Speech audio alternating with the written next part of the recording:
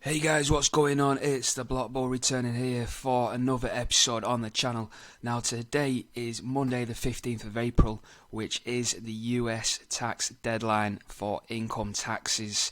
So if you haven't already, today is the day they need to be filed by.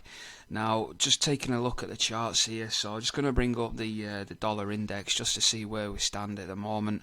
And what I've done as well for these charts that I'm going to be displaying in today's video is I've added the 200-day moving average, which is popular with institutions and hedge funds, etc., smart money, and I've also added this extra sort of indicator as well, which is highlighting these blocks, these order blocks, whether or not we can use these as targets, or we can use these as like where we can short positions, and vice versa. Where we can expect prices to like dip to if price does take a tumble again in the markets. So this is a dollar at the minute. As you can see, it looks as if we're getting up into these sort of red sections here. It is possible that we do start taking out these highs here, especially these darker outline rectangles here that are obviously marking the supply and the demand area for the dollar. So I do expect continuation with the dollar. Hopefully that can be completed within this week, and then hopefully the dollar does then take a tumble, and then obviously that would favour crypto. So that's the dollar. I'm just going to start with XDC, maybe do XRP and a few others in this watch list of mine here today. In fact, what we'll do is we'll start off with Bitcoin as well, just to see where this is at the moment. So good news is we're way above the 200-day moving average, so that's significant already. And I've obviously highlighted these marks here where we've intersected with this specific trend line, which began after this dip here around the 16th, 17th of August last year. So we've got another touch there, we've got a clean breakout here, and we've basically been creating this sort of pennant formation here. So we remember this fake out here, we had this fake out here on the daily, then obviously capitulation. We've actually fallen through that major trend line here.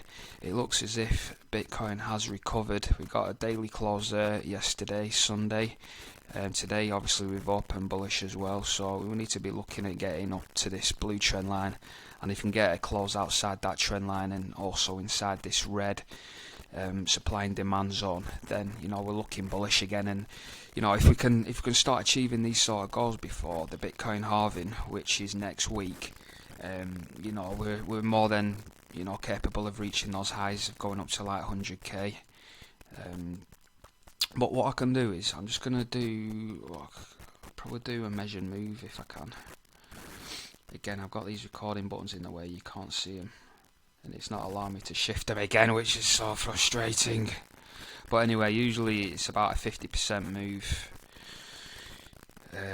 from this peak here. So you mark halfway of this measuring tool, so I'd say that's about halfway.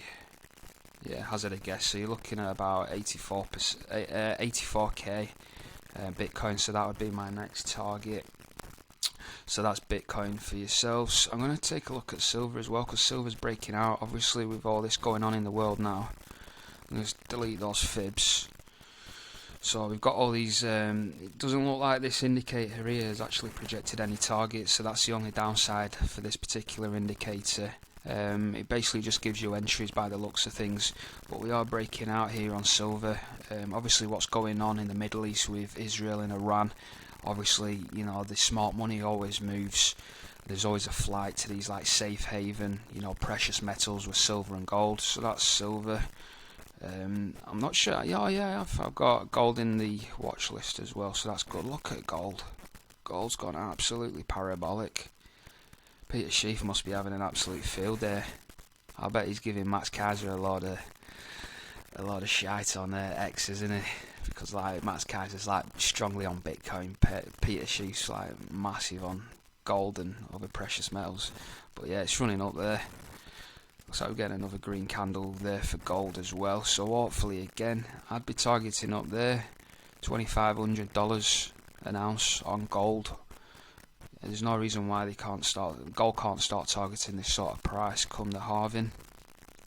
Now let's have a look at XRP and the Bitcoin chart, because this is interesting. We're currently below the 200 moving average.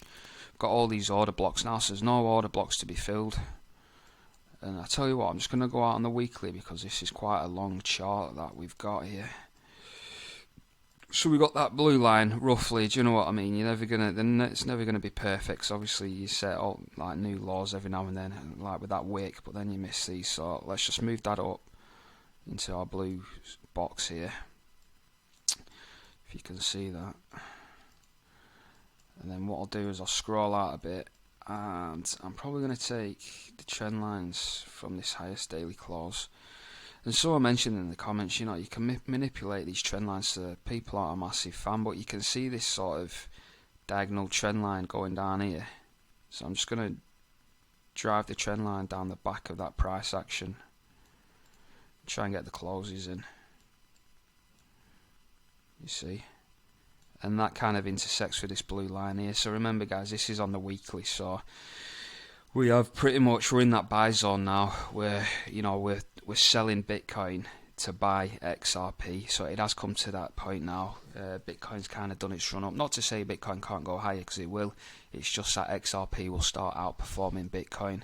So that's a really, really strong bullish sort of indication that we're heading in the right direction for XRP. Now let's go over to the US XRP USD. Here we go. Got Tether here. Let's just delete that because you don't need to know my name. The block bull. So this works out a little bit better for us guys, because this indicator, again, smart money concepts, is obviously, you know, marking out the supply and demand areas. So somebody tweeted me, what are the sort of price targets that you're looking for? Again, you're taking out these weekly highs, whether it be on the daily chart or the weekly, it doesn't really matter. You know, so the weekly close there for 2023 is up here. So I'll be looking at getting up to about 75 cent. And obviously, you know, fulfilling all this liquidity here in this red sort of section. So for me, we can start getting a little bit excited again if we get this bounce here off the convergence of these trend lines. Now this, obviously, I'm not taking this all the way back, which you could do to 2021, and you could probably, you know, stretch it even further if you wanted. Yes, you're still getting these clauses. So again, you don't have to be 100% accurate, but you get the idea. And this is the thing with indicators. 97% of traders lose. There's a reason for that. You know, the markets are heavily manipulated and rigged. So indicators, for me, I don't day trade at all. I just invest. So these indicators are basically just, you know, making you aware. They're making you aware of where you are, where you're at in the market, and you don't even need TA really to tell you that we're currently undervalued, sitting at 51 cent. But it does tell you that we are close to breaking out and, you know, taking out these highs here from the 2021 bull market, and ultimately, you know, we'll be targeting and surpassing these all-time highs here, where that weekly close is at 277. Then obviously, you know, getting up to 330ish and beyond. So yeah, XRP is looking really good. Let's just go over these sort of targets then. So let's have a look. So we're looking at about 91 cent at the top of that supply and demand area. The top of this supply and demand area looking about 116. So if we get a massive, like a big impulse here, and take out these supply and demand zones, this is bullish here. Absolutely. I'm waiting for some big news. Like I said, I don't think anything will happen today, just because it's a US tax deadline. But certainly from tomorrow onwards, there's no reason why we can't get going now with these markets. Like you know, we've got all this liquidity here. We've taken out majority of this. We could wick down, take all that. But again, all it takes is a wick, guys. You know, we don't have to stay down in the dumps too long. So let's have one of my favourites, one of my main bags, which is why I always cover XDC. I've taken the wedge off and I've just drawn this simple sort of trend line in here, which marks all the way back from July 23, catch. We're seeing a bit of a bounce now. Now for me, again, XDC doesn't really need to go any lower because we are making higher lows here. So say for example, this is a low after the all-time high. You know, we could go way back here, but that's just, for me, that's just irrelevant right now. So after the high, this is the low here. Higher low, Still a higher low, so all this is bullish information now. It's just us taking out obviously all the accumulation stop losses.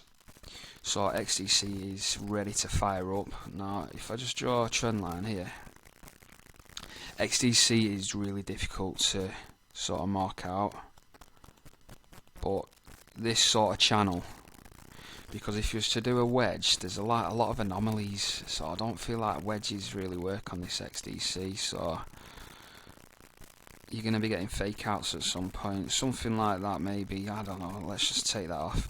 But that for me certainly is more accurate, this sort of channel. So as soon as we start getting above 5 cent again, which will be, this will be bullish for XDC, and then with the rest of the market I'd expect XDC then to start pushing along. Now let's just stretch this sort of channel out here. See, that does fit really nicely, to be fair, on the weekly closes. There we go. Yeah, so that works really well. Just out of interest, I'm going to drag that all the way back. I'd say somewhere around there. So, something like that. Yeah, because you're getting all these clauses along the bottom, so the more recent price action is obviously accurate with the trend line. Obviously when you bring it back there, that was kind of the first sort of peak when XDC made this massive move, and obviously got rejection. We got a close, obviously that looked like a fake out, coming back down, not quite retested the 200 moving average, and then obviously they fired off to create that all-time high for XDC in 2021, and then come back over. And I like now the fact that we've kind of broken through this 200 moving average, retested it, and then fallen away there. So ever since this sort of region here, obviously we've been bullish because we've been trading above, and then we've fallen. Not looking good, guys. But we got that trend line, and obviously we've got this green candle on the weekly, so this is looking decent. I would like to, again, this trend line is intersecting the 200-day moving average, so that is a significant level right here. And what I'll do is I'll just mark it out. Let's have a look. Come on, there we go. Just here. So it's up at about 0.048 cent. So that's kind of the region we need to be getting above. So hopefully we can start making moves. Again, this is all bullish. I'm going to draw that other trend line as well. I'm pretty sure I can draw it from around here. So we had this fake out here where we turned bear into bull. Yeah, something like that. Or if you really want to be pessimistic, you could drag it up further and say that we've fallen below this trend line here. So there's a lot of intersecting sort of area. This is why we're getting so much volatility in the market. The market's deciding which direction it wants to go. And my guess is, we are currently massively undervalued, so there's only one direction this is heading, and this is to the absolute stratosphere, guys. So that's XDC network. I'll have a quick look on Velo as well. This is on the weekly. What I'm going to do is go into the daily, guys. Oh, that's on the 2 hourly. Let me just move myself out of the way, then I can see that chart a bit better. So yeah, we can go into the 4 hourly, it doesn't really matter. Yeah, so we've got these order blocks again. Yeah, so obviously it's taking out all these supply and demand areas. There's a hefty one there. It looks like to me that was creating a head and shoulders, so this is like the left shoulder, this was like the head, and this was like the right shoulder. But the fact that we got that massive wick, I feel like that right shoulder's already been completed, and it looks like, you know, we're going to be heading up. So I am bullish on Velo at the moment, but if you have got some dry powder, I'd be looking at placing some entries around here, around 0.006. You could even go lower, but yeah, 0.006. If you've got some dry powder, you know, expect a wick down there. If not, it's not the end of the world, because, you know, you probably will have your main position if you are invested in Velo. So that's Velo. Casper got quite a few order blocks again. Obviously you got these darker order blocks as well, which means there's more liquidity in these sort of sections. So again, Casper is a massive a massive token based on ROI. So let me just zoom out and you'll get a better picture of like what's really going on. Well, that's not very helpful, is it? I'm going to be scrolling out for days. There we go. Right, let's shift this up here. Get off there and that'll allow me to. So you got these trend lines. What I'm going to do is just delete that one for now. Again, we're not too fussed about that bottom support line because this trend line is doing it all. It's acting as resistance here. And I could pull this up a bit just so you're getting these closes here. So this one trend line alone has acted as resistance. Flipped here, we got back above the 200 daily moving average.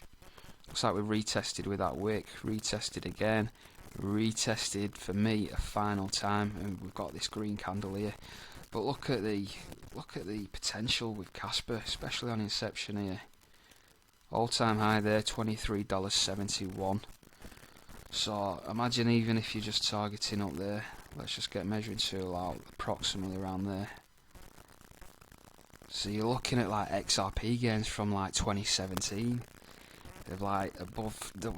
I don't even think XRP reached 66,000% returns in that particular bull market, but Casper is massively undervalued. Obviously, they've got upgradable smart contracts as well, so Casper's huge.